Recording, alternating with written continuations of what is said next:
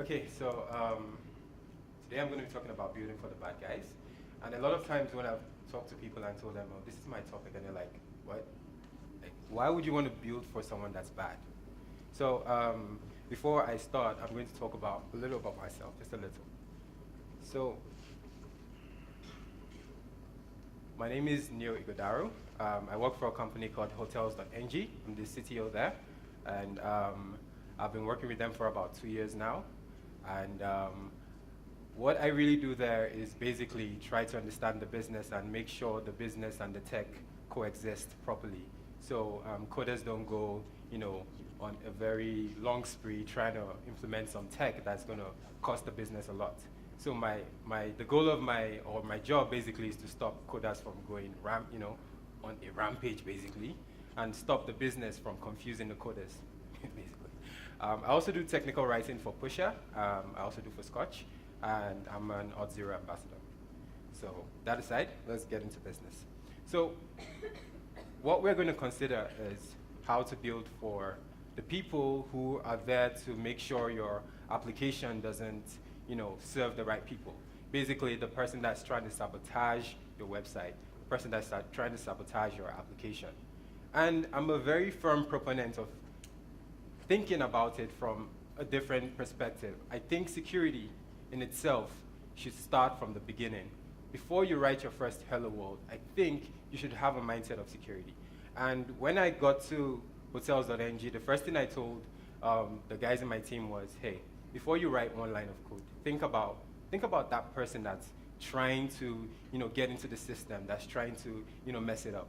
Think about try to put yourself in his shoes. What is this person thinking? How is this person going to try to harm you? Yeah, like big corporations usually have things like security researchers and all that kind of stuff. But sometimes when you have a startup, you don't have all the stuff, right? You just have a bunch of guys that are trying to bring a beautiful product to life. So I think if you, as a developer, think from the beginning, think about security from the beginning. How can you make your applications more secure? Think about the little things, those smaller things. Like I've seen different hacks that have come around, and you'll be wondering, how did they not think of that? It's because you didn't have the security mindset. So basically this talk is less about the actual coding and how to put yourself in the mindset, the security mindset basically. So we're going to be splitting it basically into two parts. We'll talk about web security and we'll talk about server security. I don't do too much of apps. I do, but not too much. But a little of the mindset thing would kind of, go down into those that do applications and those that do other things that are different. So it's less about coding and more about the mindset. So first, let's get a few things out of the way. I'd like to think of my talk as a checklist, basically. Some things that we all know, technically, but we might not even think about it when we're building apps. Like we're all thinking about, okay, what was the newest thing I could use? I want to use Kubernetes. I want to use Docker. I want to use this. But we're forgetting that there's some really basic things that we should think about first. So for me, the first thing is, if you use third-party apps, like we that code in JavaScript or PHP that have dependencies and all that stuff, keep them up to date. So in the open source world, people generally like to release code and keep them updated. And I'm guilty of this, so let me just confess. Sometimes when you push an application and it works, you kind of forget about it. How many times do you run back to your application that's running online and run maybe npm install? Like you kind of forget and you just expect that everything runs smoothly, like it's fine. But sometimes these applications seem to push these libraries rather, they seem to push updates, maybe fixing this one thing or fixing this other thing. If you don't update your dependencies every single time, you probably run into these errors. So if you're the type of person that uses third-party libraries, make sure you always keep them up to date. Now, the second one, which is kind of counterintuitive, is don't use third-party libraries. I don't mean it literally, because the way we are right now, I don't think it's possible for you to not use third-party libraries. But what I mean by this statement is be very wary. We've had times where third-party libraries, single packages could be vulnerable, and maybe the open source maintainer forgets or he's not really keeping it up to date, and then you don't know anything about it, but because of that one single, like your source code might be okay, your application itself might be okay, but because of one single dependency, your entire application becomes vulnerable. So if you're going to use third-party libraries, then make sure you know exactly what you're using. Make sure it's a trusted source. One of the ways you can do that is by saying, okay, how many stars does it have? Is it active? Are there a lot of people, actively trying to make the library better? So make your choices based on the community. Since it's an open source thing, you might as well make your choices based on the community. The next thing is, don't trust anything that comes from outside your app. And I mean anything. From the user agent string to the IP, anything that literally comes out of your app, into your app, should never be trusted. You should always make sure you scrutinize, you sanitize every single thing. Then don't trust anything that comes from inside your application. Now this is weird because you feel like, I built this thing, but we shouldn't forget that we have databases.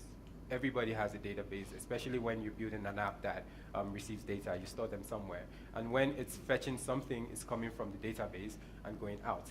This entire line, the number 4, is the premise on which an entire hack is built. Yeah, like cross-site scripting, or one of those ones that when they inject a script and then the other person loads it, it then injects into the person's browser. So when you're fetching stuff from your database, you need to be wary also. So number 1, you don't use third-party apps, or you keep them up to date rather. The second one is, when you use third-party apps, make sure that you know exactly what you're using. You follow the exact timeline. You can't really, especially with people like JavaScript. So how many Java developers do we have? JavaScript developers do we have? Okay. So if you use JavaScript and use NPM, you know that you can't possibly begin to check, how many node modules you have. It's a lot, right? But I think generally that once you have your NPM, your packages of JSON file, you should be able to pinpoint the ones that are your primary dependencies. Those are the ones that you maybe check, but it's probably impossible to check all of them, but it's good to know. Don't trust anything coming from outside your app. Don't trust anything coming from inside your app. Encrypt sensitive data. This should be no-brainers, but it's good to have a checklist of these things.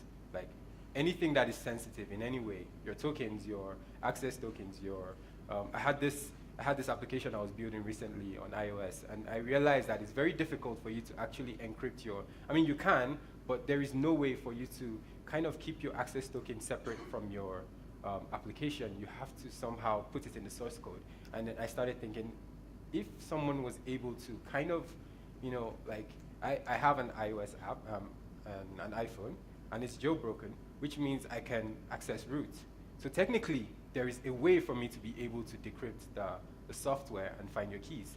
I actually tweeted about it one time when I was playing around with the Twitter app, and I was able to see the access token, my own access tokens, my OAuth tokens rather, and my keys. I didn't do anything with it, but I figured that at some point, maybe somebody will stumble upon it and be able to do something. So generally, anything that is sensitive should always be encrypted. Always look for a way to encrypt it. Don't believe that because your application is compiled or anything, that it's not possible. It's always possible. Then this is just a general rule. Use complex passwords. This usually applies when you have an application or use a CMS, like maybe WordPress, for example. You don't use complex passwords. It could get brute forced or whatever. So those are like the no-brainers. So let's dive a little deeper. Let's go to Sql Injection. I'm almost sure everyone has heard of it to some degree. And if you're working in an environment or you use frameworks, for instance, I use a lot of frameworks. For PHP, I use Laravel. If you use any of these frameworks, it's easy for you to forget that this exists because the framework kind of just, does everything for you. It kind of escapes everything that needs to be escaped, and you seem like, you don't even think about it. But I think it's very important for everyone to actually understand how Sql injection works. Yeah, I don't know many other languages and how it works there, but I know in PHP it's pretty trivial, and with one single mistake, you could easily introduce an SQL injectable, line into your code. For instance, in Laravel, it helps you escape everything, right? But if you're running a raw query in Laravel and you do DB raw, for instance, it doesn't help you. But you might not think of it, and you just run your query with the false sense of security that Laravel will take care of it for me, right? So we should always think about, like, is my query going to be, injectable? Do I need to escape something? Am I running a raw database query? And in PHP, this is a very good way to kind of handle that situation. Make sure that you're not passing whatever parameters directly into the SQL queries. For each, or for other languages, it might be different, but I didn't want to go very specific into code. I wanted to make it as diverse as possible, because SQL injection can happen in any language. So this is another example. This is a more complex example of how SQL injection can happen through the URL. So through the URL, you generally accept like a product ID, but someone who kind of feels like your website is susceptible can easily include an entire SQL query in the URL, and then you have your database spitting out stuff that you shouldn't have brought out in the first place. So this is probably one of the reasons why you should take SQL query SQL injection very seriously. Now we also have cross-site scripting. Now Xss Attacks is when someone injects malicious JavaScript into your page, and then when the unsuspecting user of your website comes to your website and he tries to use it legitimately, the script which was injected initially runs, and your user can maybe get a different content, or it can be used to steal content from your users. But we have something called CSP, which is an added layer of security that helps to detect. So how this usually works is, so let's assume you run a website that has a comment box. Well, when people can just enter random comments, and let's say 90% of your users generally would enter legitimate comments, but there's the 10% that just come to enter like script, execute this, that, and then it saves to your DB. It doesn't do any harm there, but you also have a page that shows all these comments, right? And then when your server picks up the comments, that infected comment from the database, and it displays it back to the user, if your site is susceptible to XSS, that JavaScript is going to run. And if it does run, whatever the person puts there, maybe he puts some script to kind of steal cookies or to steal some information, it's going to run in the person's browser, whoever is visiting the website at that moment. So this is a good example of what I meant by don't trust what is coming out of your application, meaning always sanitize everything, whether it's coming in or going out.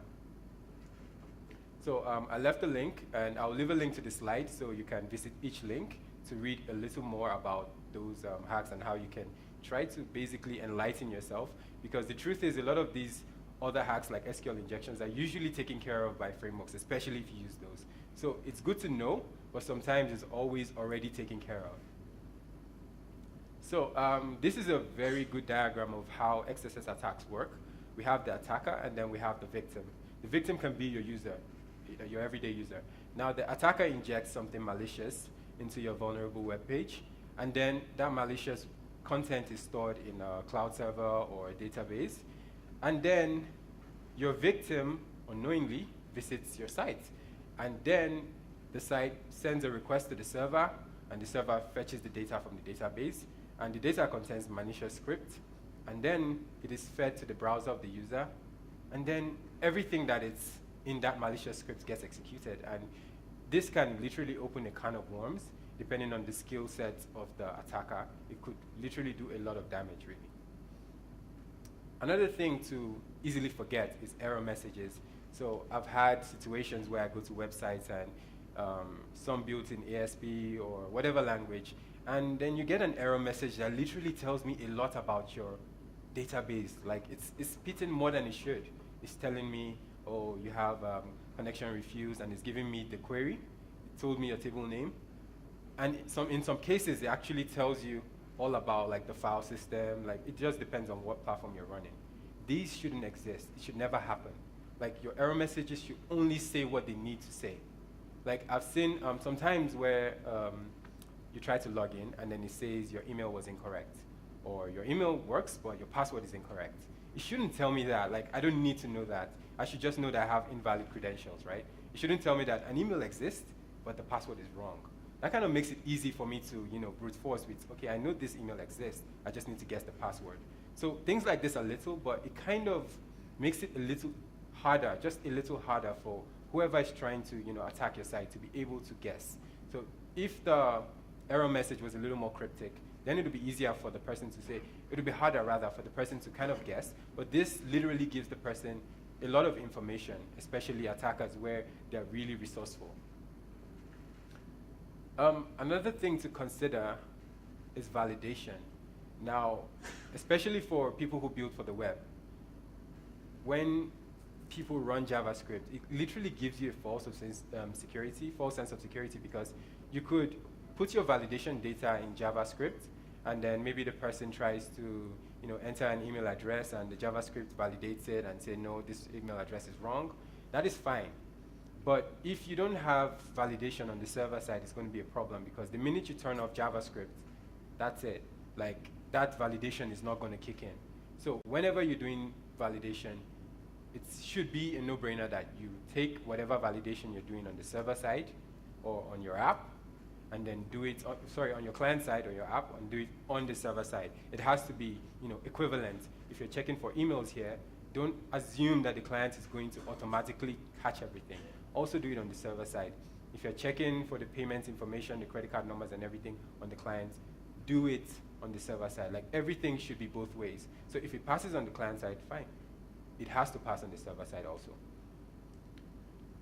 File uploads. This is another simple thing, but in the web world, especially when you have a server that's not configured properly, you could have things like where people upload JPEG files that are embedded with PHP, and somehow, because your server is not configured correctly, the PHP gets executed in JPEG.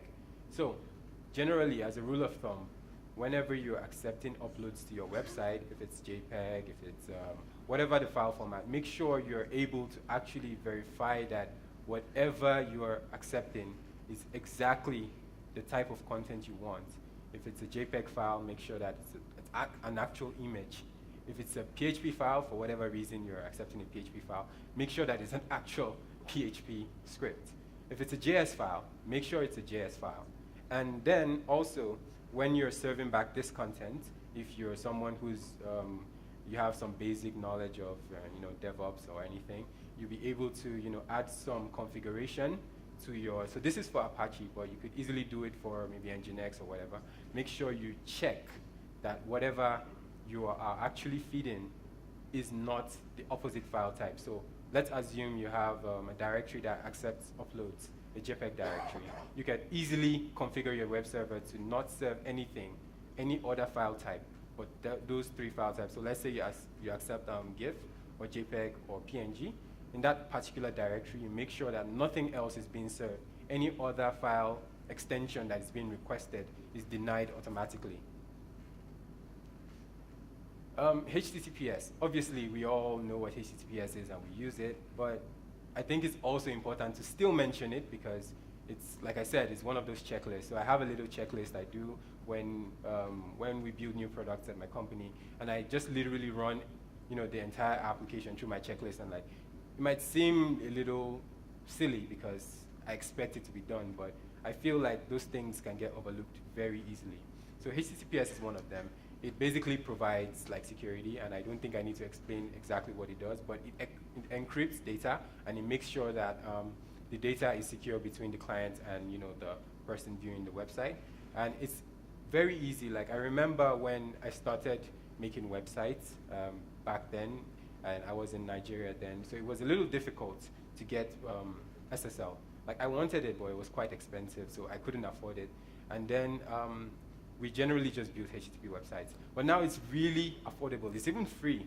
So if you use something like Let's Encrypt, you can actually have free SSL. So we literally do not have any excuse to not use SSL at all.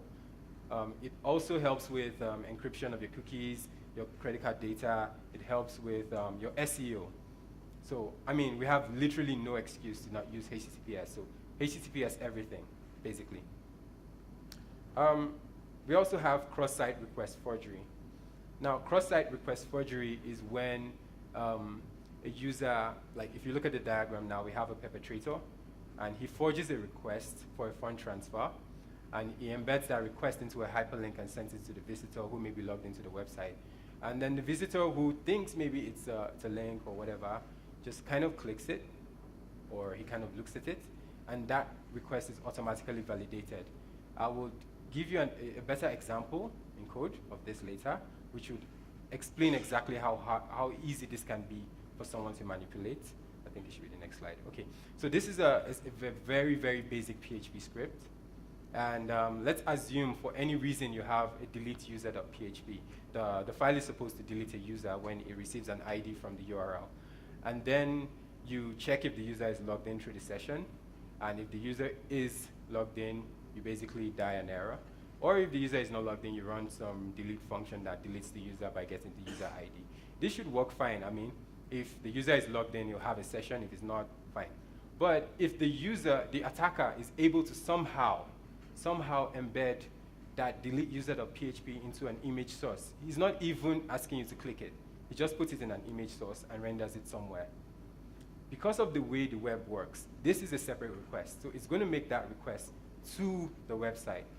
And because I'm the user visiting it, it's going to run this delete user.php with the user ID 1. And when PHP starts reading it, it's going to check my session, but I am logged in, right? So it's going to actually pass and then delete the user. So this is like a very simple example of how someone could use cross-site request forgery to actually attack your site. It might not be this simple. It could be way, way complex. But this is like a very basic example to show you exactly how dangerous it can be. And it can lead to a lot of tears, really. Like, if you have somebody that does that to you, you probably cry a lot. Now, let's talk about DDoS. DDoS is like one of the few things that, and I'm not a security expert, by the way. I just thought I'd put that out. But DDoS is very popular, and I believe we all know about it. It's where you have incoming traffic flooding your website, and it kind of hits you into submission, where you kind of forget. Like the web server will literally lose its mind. Like it can't keep serving new content, right? So how do you basically stop an attack like this? I believe this is one of the hardest attacks to stop, because most times we as developers, especially if you're not into like DevOps or any of those things, you really don't have much control over this. Yeah, so it's really up to the engineer most times. So what happens in a DDoS attack is you have your attacker who has maybe a lot of botnets, a lot of machines that he can use to make requests to your website. And he basically just marshals all of them, and they all try to visit your website at the same time. And then you have a legitimate user who's trying to visit at the same time. Now, because systems have like limited resources most times, when the server reaches its maximum capacity, it's not going to be able to serve content to the other user that's coming. So basically, as simple as it sounds, it has affected bigger companies like PayPal and Yahoo back in the day. Now, fighting a DDoS attack might not be as easy as it seems. I wouldn't really know how to do it, because like it's a lot of actual work, and it took a lot of engineers. And what I would advise anybody who's running a basic website or your own website or an application is use people who have actually done the work. And I would literally just tell them, you know what, just use Cloudflare, because I've had a lot of instances where some of the websites that were built back in the days were DDoS, and we literally just had to use Cloudflare. And when we used Cloudflare, a lot of those attacks were mitigated. Like, we kept on having a little drip, but it wasn't hard enough to affect our website. So I would advise, if you're using any of these tools and you don't really have the DevOps knowledge to actually mitigate them, just use something that has already been done by a bunch of developers. Another thing is brute force. Now, brute force is basically when people try to force your server, your website into submission. Try to guess a lot of passwords automatically. Now, a brute force attack can be very dangerous, and you can have as much as 10,000, 20,000, 100,000 requests per second, guessing. And at some point, you'll probably get it. Now, as a developer, I think it's important that you think about this in the beginning of your website, your application. Think of how you can actually stop it. Are you going to put some rate limits? Try to limit the amount of people who can actually hit your web page at the same time. Try to basically just shave the surface of what the brute force attack can do as a developer. Then from the other side, you probably need to use something like Cloudflare again. Cloudflare really, really does a good job handling all these attacks. And I had this instance where I basically set up a web page just to pretty much test my own theory. And I ran some attacks on that page. And I really realized that Cloudflare does a really good job. So if you don't want to go really into it, then I think you should probably think of Cloudflare. Now, one other one is Target Blank. And I think, to me, I think this is like one of the most underrated because it's not really popular as people think. So we all have a situation where we want to link to another website, and we don't really want the user to leave the website, so we just put Target Blank in the HTML, and the user is supposed to. But the thing you might not know is whenever you use Target Blank, the page you're actually linking to gets a partial access to your origin page. So you're the one linking out, but when you use Target Blank, it actually gets access to the window.opener object. So if you're a JavaScript developer, you know what that means. So what it means generally is the new page can technically change the window opener location, basically your own page to some phishing website. So let's just assume you're Facebook, and then you have Target Blank. And then you click it, and it goes to my page. But from my page, I'm able to use window opener location, to change the page of the origin website. By the time you go back there, what you might be seeing might not be the real Facebook, but actually my own page. So it's very hard to actually, for the user to know that anything changed, especially if it's done properly, because the user already trusted the website he left from. And then by the time he got there and came back, the website itself had already changed. So how can you mitigate attacks like this? You could just use rel no opener or no referrer. And this basically invalidates the window opener object on the next page, right? Something so trivial can cause so much damage. Now, in JavaScript, when you use window.open, it's also vulnerable to things like this, so always nullify it if you're using that. Basically, window.open does almost the same thing as Target Blank. So I've given you a checklist of security things. Basic, but it's something that you should actually have in mind every time you're making a brand new website. Every time, you could also use it to audit your current websites or your current apps, and I hope it was nice. So I'll accept any questions if there are any, but if there are not any, then